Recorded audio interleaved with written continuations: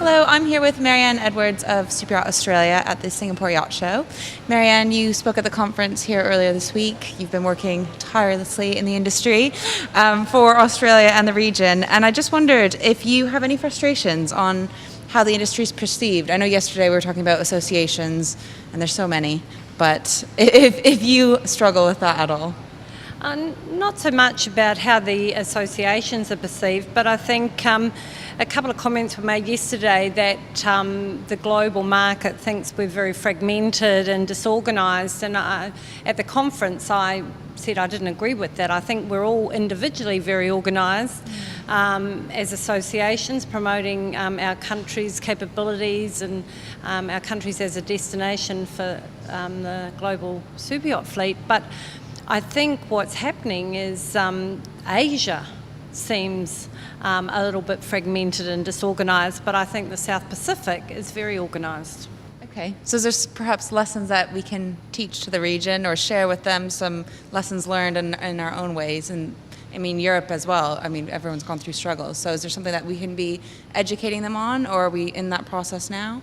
I think we are in that process now. I mean, a lot of the countries don't have a specific industry organisation, and I think there's a lot of work being done to help them, work together to lobby their own governments to help remove some of the barriers to the growth of the super yacht sector in their countries. And I know here at the conference Saturday, I think we've got a meeting that ICOMIA is organising, which is really designed to assist those countries that are really in the sort of emerging stage, I guess. Okay, so you'll have updates hopefully after that meeting, and we'll see. Well, I think the meeting's really designed to give those countries more information about what we're doing, how we've gone about lobbying our governments, what membership benefits we're offering, and basically how we're organised as an entity. Okay. I know you've got a big announcement coming out that you can't share just yet, but in line with that, are there any other initiatives? I know you're doing a lot of work with the government. Is there anything that you can update us on? Well, look, the two key issues that we've been lobbying on for absolutely years, and we're finally getting to some conclusion on, are access for super yachts into the Great Barrier Reef. Currently, super yachts over 35 metres can't go in specific areas of the Great Barrier Reef. And given how Australia promotes the Great Barrier Reef as one of our tourism icons, that's really frustrating. So we're very, very, very close to making an announcement that will give greater access to that region.